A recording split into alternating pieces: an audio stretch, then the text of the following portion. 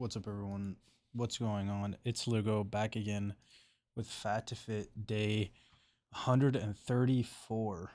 Today we did some squats, primary leg day, and I decided today to switch from squat shoes back to flats.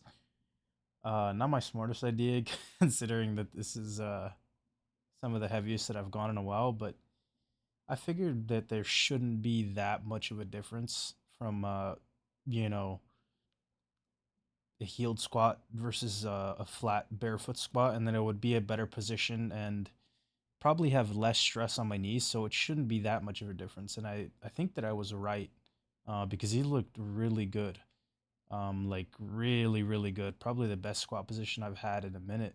Not shooting back a ton. Uh, and they just felt good. Felt like I had control of the squat. My upper back was better. Overall, I think this is just a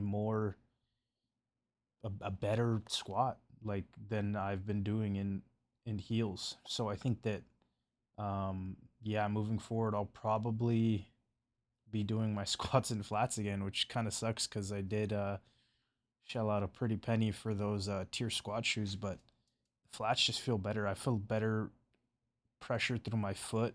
I feel like I can control my depth a lot more. In heels, I kind of just bottom out, but like I legit feel like I can go as low as I need to or a little bit lower if I need to sink it. And that's really important because I feel like historically I've been a really deep squatter, and maybe going a little bit higher could benefit me. Squatting a little bit higher, which is weird to think because I've never squatted high. I've always squatted, you know, hamstrings to calves, really historically.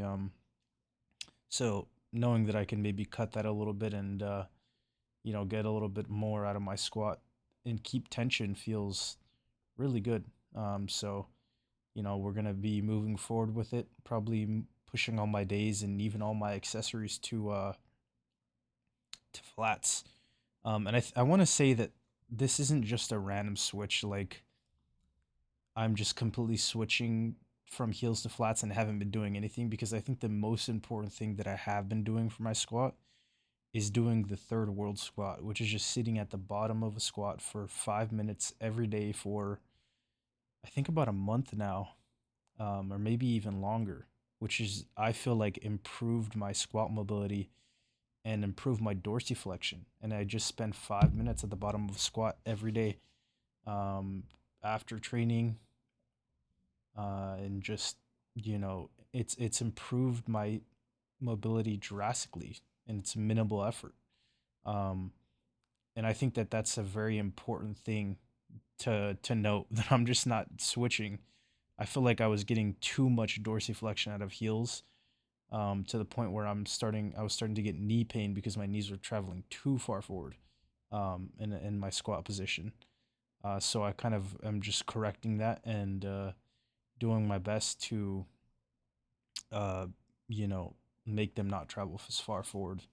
And it looks really good, man. It's promising. And I feel like I've already known this for so long that my squat looks better in flats, but for whatever reason, kind of had like a heeled squat shoe thing going on where I like thought it looked cool, but the best squat that looks cool is a strong squat and a squat that's stable, in my opinion. I think my views change on that.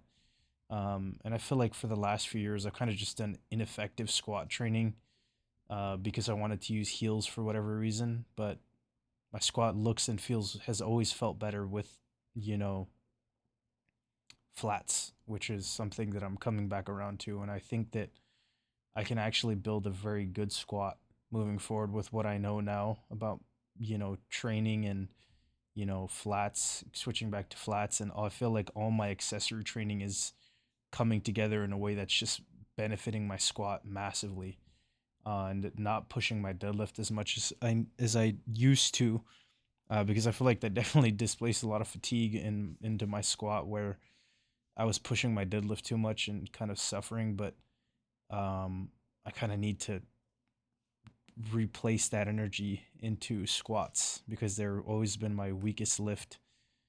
pound for pound, and it's a very important lift that you can't really be weak at if you want to be a good power lifter. So I'm kind of placing a lot more emphasis on that this time around, and pushing that more, uh, if possible. Um, yeah, I'm excited. I'm really excited about it. That's pretty much it for squats though. Like this entire training session was really good. Felt like the intensity was there. Using some tips on some of these accessories helped get a little bit more out of them than maybe normal. Um, and honestly, I'm feeling like a lot leaner. Um, Even though my weight's the same, I feel like I am losing a good amount of, maybe it's body fat. I don't know what it is, but just feeling overall like more muscle bound. I don't know if it's just all the accessories I've been doing, bodybuilding style, but I feel good, man. Um, Even if my weight hasn't come down in a while, it's just like feeling more and more like a unit each session. And I'm just really excited for the strength to come, because I feel like so far, outside of maybe like bench right now, everything's been trending well. Squat and deadlift are on a great trajectory, and bench is obviously for me the biggest one to take a hit when it comes to performance, when I start losing fat and body weight, just because a smaller base, smaller pressing muscles overall is not conducive to a strong bench. But um, that's pretty much it, guys. If you enjoyed the video, please consider leaving a like, comment, subscribe, and I'll see you in about 2 days for day 134 and my secondary pressing session. I hope that you enjoyed the video. My mouse is going crazy. Thanks for watching.